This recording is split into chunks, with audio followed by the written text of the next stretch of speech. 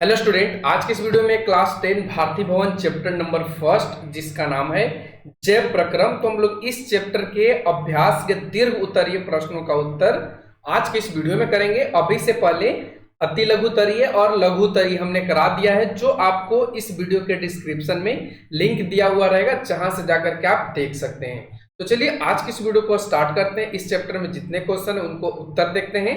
तो आपके सामने फर्स्ट क्वेश्चन आता है जिसमें आपसे कहा गया है कि पोषण किसे कहते हैं, जीवों में होने वाली विभिन्न पोषण विधियों का उल्लेख करें। तो आइए सबसे पहले जानते हैं कि पोषण कहते किसे हैं। तो देखिए इसका उत्तर आप लिखेंगे कि वह विधि जिससे जीव पोषक तत्वों को ग्रहण कर उनका उपयोग करते हैं पोषण कहलाता है। पोषण की अगर हम बात करें तो जीवों में जो पोषण होता है मुख्यतः दो विधियों के द्वारा होता है। एक आपका स्वपोषण और दूसरा आपका परपोषण। अब स्वपोषण के बारे में जानते हैं तो पोषण की वह प्रक्रिया या पोषण की वह विधि जिसमें जीव अपना भोजन के लिए अन्य जीवों पर निर्भर न रहकर अपना भोजन स्वयं संश्लेषित करते हैं, स्वपोषण कहलाते हैं। यानी स्वपोषण में जो जीव रहेगा वो किसी दूसरे जीव पर निर्भर या आश्रित नहीं रहेगा, अपना भोजन वो स्वयं बनाएगा। तो ऐसे जो पोषण होंगे उन्हें स्वपोषण कहा जाता है। और जैसे कि आप देखेंगे हरे पेड़ पौधे और शैवाल, ये सभी स्वपोषण के उदाहरण हैं। यानी इन सभी जीवों में क्या होता है, स्वपोषण की क्रिया होता है। ठीक है, अब आगे इसी में बढ़ते हैं, परपोषण के बारे में जानते हैं। तो देखेंगे आप सभी कि परपोषण क्या होता है। तो देखिए पोषण की वह विधि होता है या पोषण की वह प्रक्रिया होता है परपोषण के बारे में जाने तो जिसमें जीव अपना भोजन स्वयं संश्लेषित न करके, यानी स्वयं बनाता नहीं है, वो किसी दूसरे पर निर्भर रहता है। ठीक है, तो स्वयं संश्लेषित न कर किसी न किसी रूप में अन्य स्रोतों से प्राप्त करते हैं, परपोषण कहलाता है। जैसे मनुष्य, जीव जंतु, ये सभी आपके परपोषण के उदाहरण हैं। अगर परपोषण की बात करें तो ये मुख्य रूप से तीन प्रकार के होते हैं, जिसमें आप देखेंगे मृतजीवी पोषण, परजीवी पोषण और प्राणी संपोषण। आइए अब इन तीनों के बारे में जानते हैं। तो मृतजीवी पोषण क्या होता है, तो इस प्रकार के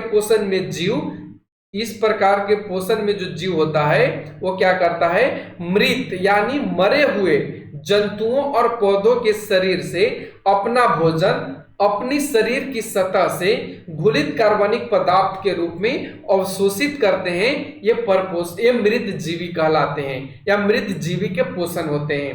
ठीक है, जैसे कि कवक जो है इनमें परपोषण की क्रिया पाई जाती है, बैक्टीरिया और प्रोटोजोआ, ये सभी मृत जीवी पोषण के उदाहरण हैं। फिर इसी तरीके से अगला आएगा परजीवी पोषण।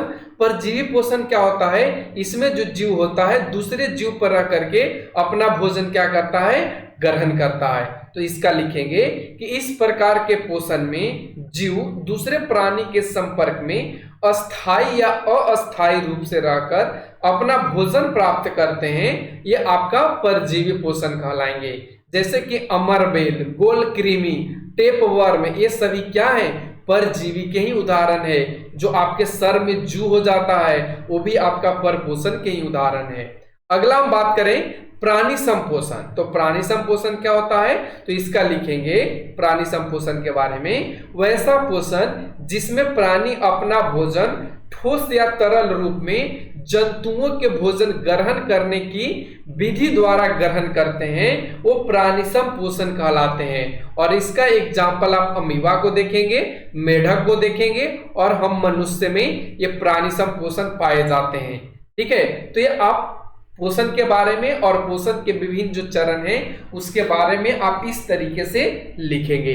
अगला क्वेश्चन आता है प्रकाश संश्लेषण, जिसमें कहा गया है कि प्रकाश संश्लेषण प्रक्रिया को संक्षेप में समझाएं। इसका उत्तर कैसे करेंगे, तो उत्तर में लिखेंगे कि जिस प्रक्रिया के द्वारा पौधे अपना भोजन तैयार करते हैं उस मूलभूत प्रक्रिया को प्रकाश संश्लेषण कहते हैं। यानी प्रकाश संश्लेषण पेड़ पौधों के द्वारा जो भोजन बनाया जाता है वही जो प्रक्रिया होगा उसे प्रकाश संश्लेषण कहेंगे। और प्रकाश संश्लेषण के लिए पेड़ पौधों को 4 पदार्थ की आवश्यकता होती है मुख्य रूप से। ठीक है, मुख्य रूप से कितने, 4 प्रकार के पदार्थ की, ठीक है, जिसमें आप देखेंगे क्लोरोफिल जो पेड़ पौधों के पत्तियों में पाया जाता है, ठीक है। फिर आप कार्बन डाइऑक्साइड, एक कार्बन डाइऑक्साइड आपको वायुमंडल से पेड़ पौधे को वायुमंडल से मिल जाता है। जल वो जमीन के सतह से अवशोषित कर लेता है, सूर्य के प्रकाश, और ऐसे एक खनिज लवण की भी बात की जाती है, ठीक है। लेकिन आपके बुक में इन्हीं 4 चीजों के बारे में बताया गया है, ठीक है। तो आप इन चीजों को यहाँ पे लिख लेंगे। अब इसके बारे में थोड़ा सा और आगे जाने तो प्रकाश संश्लेषण की अगर प्रक्रिया को समझे तो रासायनिक सूत्र के माध्यम से इन तरीकों से समझा जा सकता है, जिसमें ये आपका CO2 है और इधर आपका जल है, ठीक है। और यहाँ पे सूर्य की प्रकाश और क्या की जा रही है, क्लोरोफिल जब आपस में रिएक्ट कर रहा है तो उस कंडीशन के उपरांत क्या बन रहा है, तो आप यहाँ पे देखेंगे ये आपका बन रहा है C6H12 जिसे ग्लूकोज कहा जाता है, और ये आपका ऑक्सीजन बाहर निकलता है और साथ में जल भी प्रकाश संश्लेषण के द्वारा बाहर निकलता है। ये सारे चीजों को यहाँ पे देख लेना है और ये सभी प्रकाश संश्लेषण प्रक्रिया में ही भाग लेते हैं। आगे इसी के पॉइंट में लिखेंगे कि प्रकाश संश्लेषण की जटिल क्रिया में हरे पौधे विकिरण ऊर्जा को रासायनिक ऊर्जा में परिवर्तित करते हैं। जब सूर्य का प्रकाश हरी पत्तियों पर पड़ता है तब क्लोरोफिल विकिरण ऊर्जा का अवशोषण करता है तथा इस ऊर्जा द्वारा हरी पत्ती में उपस्थित जल 2 भागों अर्थात हाइड्रोजन और ऑक्सीजन में विभक्त हो जाता है। इसमें ऑक्सीजन स्टोमाटा द्वारा निकलकर वायुमंडल में मिल जाता है और हाइड्रोजन कार्बन डाइऑक्साइड से मिलकर के ग्लूकोज बनाता है, जैसा कि हमने आपको यहाँ पे बताया था, ठीक है, कि ये आपका क्या है। तो ये आप देखेंगे यहाँ पे, तो ये आपका क्या है, CO2 यानी कार्बन डाइऑक्साइड जल के साथ। तो इधर अवक्षेप के रूप में क्या निकल रहा है, तो आप देख पा रहे हैं जल निकल रहा है और ऑक्सीजन निकल रहा है और साथ ही ये आपका ग्लूकोज का निर्माण कर रहा है। ये आपको हमने यहाँ पे लिख करके समझा दिया है। अगला क्वेश्चन आता है 3 नंबर, जिसमें कहा गया है कि एक प्रयोग द्वारा दर्शाएं कि प्रकाश संश्लेषण के लिए क्लोरोफिल आवश्यक है। इसका उत्तर कैसे लिखेंगे, तो उत्तर आपको इस तरीके से लिखना है। देखिए यहाँ पे क्वेश्चंस का उत्तर बड़ा इसलिए है क्योंकि ये आपका 5 नंबर का क्वेश्चन है। जो दीर्घ उत्तरीय क्वेश्चन रहेगा वो आपका 5 नंबर का रहेगा और 5 नंबर के लिए आपको इतना लिखना ही पड़ेगा। तो कहने का मतलब है कि आपको याद नहीं करना है, आप क्वेश्चंस को समझिए और आंसर खुद से लिखने की कोशिश कीजिए। देखिए 3 नंबर क्वेश्चन में क्या कहा गया है कि एक प्रयोग द्वारा दर्शाएं कि प्रकाश संश्लेषण के लिए क्लोरोफिल आवश्यक क्यों है। तो आइए इस प्रश्न का उत्तर जानते हैं। इसका उत्तर करेंगे कि एक क्रोटन या कोलियस की चित्तीदार पत्ती को लेंगे, यानी प्रकाश संश्लेषण को दिखाने के लिए क्या करेंगे, एक कोलियस या चित्तीदार क्या करेंगे, पत्ती को लेंगे, इसे पानी में डालकर कुछ देर तक क्या करेंगे, उबालेंगे और गर्म एल्कोहल या स्प्रिट में डाल देंगे। यानी उबालने के बाद इसे क्या करेंगे, अल्कोहल या स्प्रिट में डाल देंगे।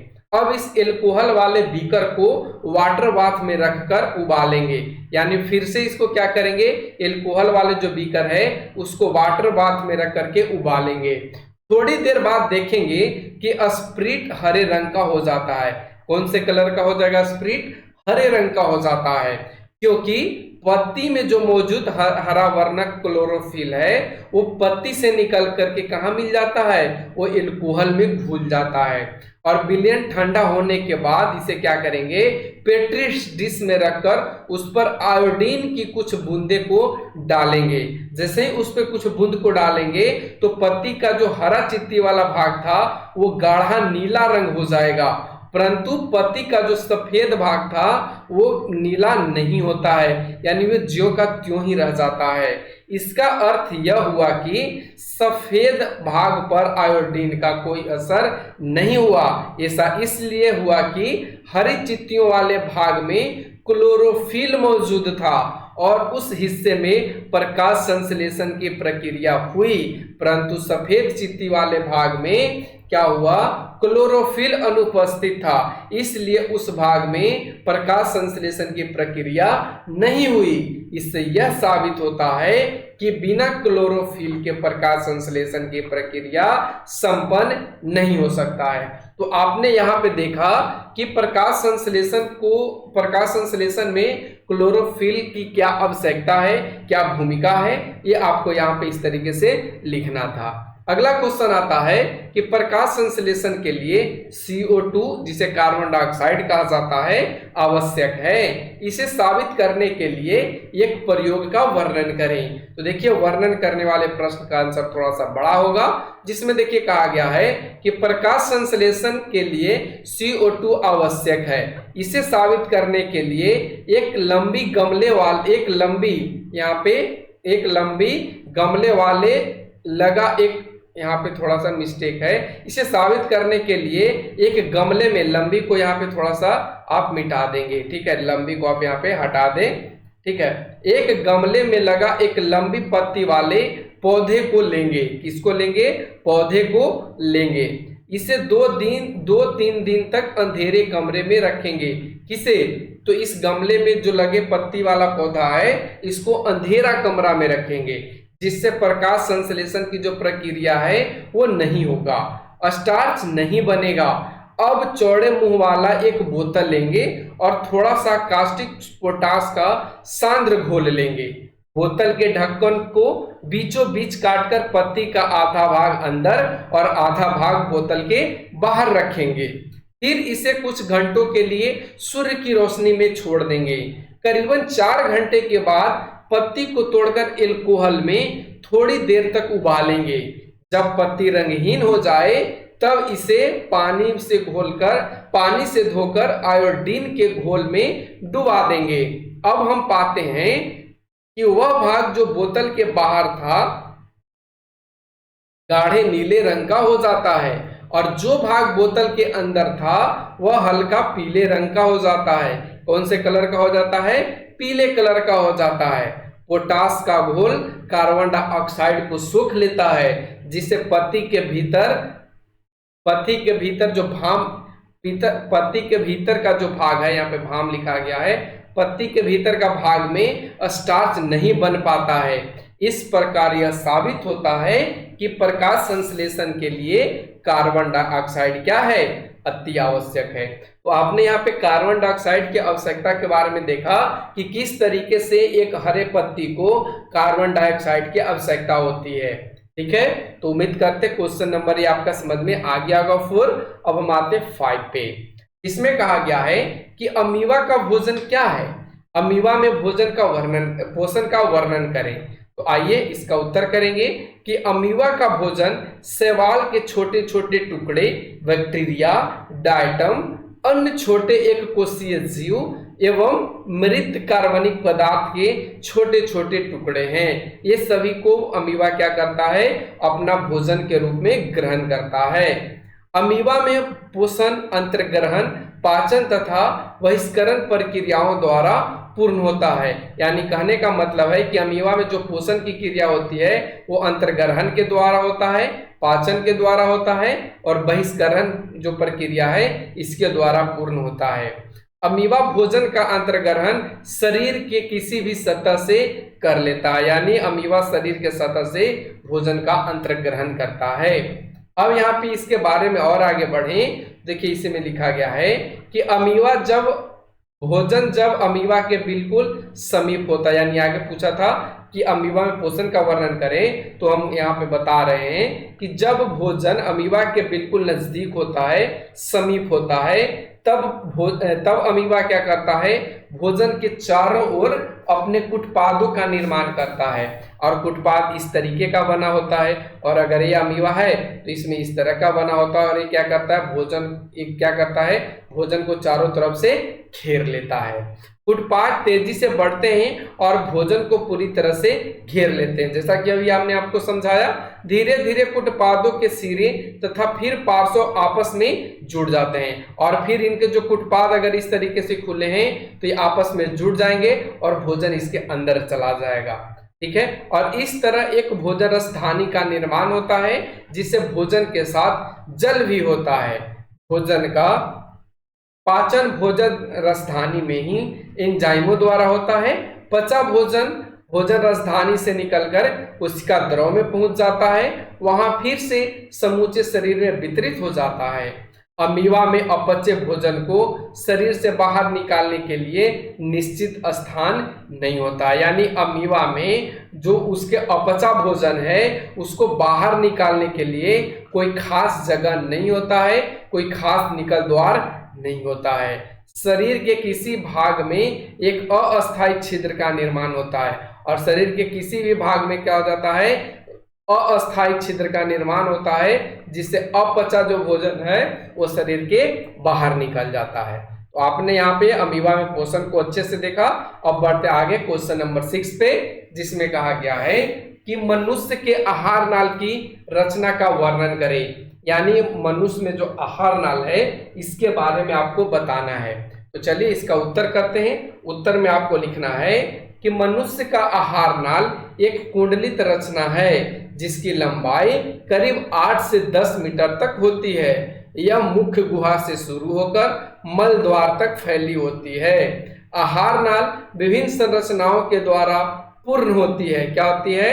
तो विभिन्न संरचनाओं के द्वारा पूर्ण होती है, जिसमें आप देखेंगे तो मुख गुहा, ग्रसनी, ग्रासनली, अमाशय, छोटी आंत, यकृत, अग्नाशय, बड़ी आंत शामिल हैं। अब आइए बारी बारी से सभी को जानते हैं।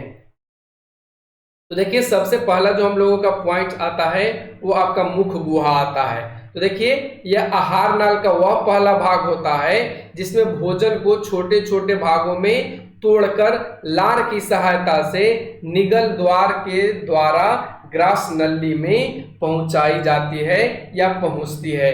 भोजन को इसमें क्या करते हैं, अपने दांतों की सहायता से उसे तोड़ते हैं। ठीक है। ग्रसनी, अब ग्रसनी के बारे में आइए जानते हैं। तो ग्रसनी का काम क्या होता है, तो ग्रसनी के अंदर 2 छिद्र होता है जो भोजन के उत्तरदायी निगल द्वार होता है। जो भोजन का क्या होता है, उत्तरदायी निगल द्वार होता है। निगल द्वार के सहायता से ही भोजन आगे की क्रिया के लिए बढ़ता है। यानी कहने का मतलब है कि यहाँ पे ग्रसनी में 2 छिद्र होता है और वो छिद्र में सबसे ज्यादा जो इम्पोर्टेंट होता है वो निगल द्वार होता है, और इसी के माध्यम से जो भोजन है आगे की क्रिया के लिए दूसरे तंत्र में जाता है। ठीक है। ग्रास नली, आइए जानते हैं। इसमें भोजन पहुंचते हैं, यानी ग्रसनी से भोजन कहाँ पहुंचेगा, ग्रास नली में। तो इसमें भोजन पहुंचते ही क्रामाकुंचन क्रिया होता है। क्रामानुकुंचन क्रिया क्या होता है, शिथिलन। और आपने पढ़ा होगा क्रामानुकुंचन जो क्रिया है इसमें क्या होता है कि भोजन जो आंत की आहार नाल की दीवार है उससे वो टकराते टकराते क्या करता है, बाहर निकलता है। ठीक है। तो देखिए इसी में कहा गया है कि इसमें भोजन पहुंचते ही क्रामाकुंचन की क्रिया होती है जिससे भोजन धीरे धीरे घिसकता जाता है, और इसके बाद भोजन कहाँ पहुंच जाता है, अमाशय में। अब अमाशय क्या करता है, तो यह एक चौड़ी थैली जैसी संरचना है जो उदर गुहा के बाईं ओर से शुरू होकर अनुप्रस्थ दिशा में फैली होती है। इसमें प्रोटीन के अतिरिक्त भोजन के वसा का भी पाचन प्रारंभ होता है। उसके बाद आता है छोटी आंत। छोटी आंत आहार नाल का सबसे लंबा भाग होता है, और इसमें क्या होता है, भोजन का संपूर्ण अवशोषण होता है, और यह 3 पार्ट में बटा होता है। अब आगे बढ़े, बड़ी आंत। तो बड़ी आंत में देखिए कहा गया है कि छोटी आंत आहार नाल के अगले भाग बड़ी आंत में खुलती है। यह 2 भागों कोलन और रेक्टम या मलाशय में बटा होता है। अंत में अपचा भोजन मल के रूप में अस्थायी तौर पर रेक्टम में संचित रहता है, जहां से समय समय पर मल द्वार के रास्ते शरीर से बाहर निकल जाता है।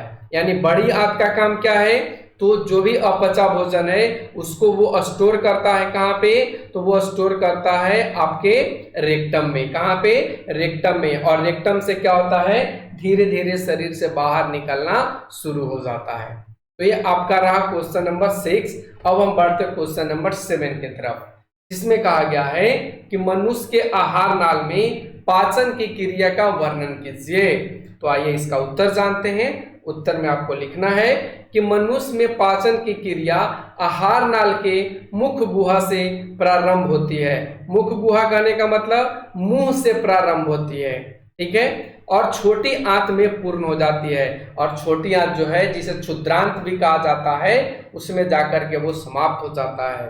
पाचन के क्रिया में आहार नाल के अनेक संरचना भाग लेते हैं। लार एमिलेज जटिल अणु को सरल शर्करा में खंडित कर देता है। भोजन चबाने के दौरान पेशीय जिह्वा भोजन को लार के साथ पूरी तरह मिला देती है। फिर आगे क्या होता है कि आहार नली के हर भाग में भोजन की नियमित रूप से उसकी गति होती है, जिसे क्रमानुकुंचन गति कहते हैं। मुंह से अमाशय तक भोजन ग्रासिका या इसोफेगस द्वारा ले जाया जाता है, यानी मुंह से जब भोजन जाएगा अमाशय में तो इसको ग्रासिका ले जाएगा या इसे इसोफेगस के नाम से जाना जाता है। अमाशय एक बृहद अंग होता है, यानी बड़ा अंग है जो भोजन के आने पर फैल जाता है। अमाशय की पेशीय भित्ति भोजन को अन्य पाचक रसों के साथ मिश्रित करने में सहायता होती है।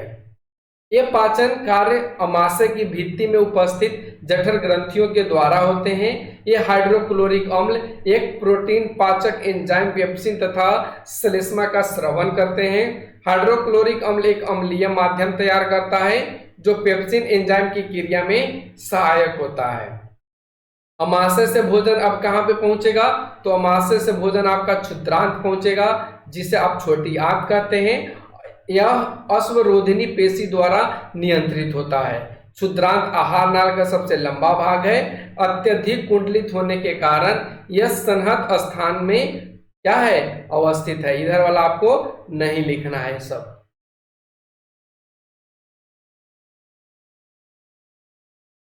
देखिए इसी में आगे अगर बढ़े तो कहता है कि क्षुद्रांत कार्बोहाइड्रेट, प्रोटीन तथा वसा के पूर्ण पाचन का स्थल है। इस कार्य के लिए यह यकृत तथा अग्नाशय से श्रवण प्राप्त करती है।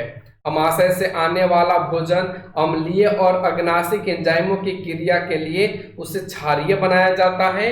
यकृत से स्रावित पित्त रस इस कार्य को करता है।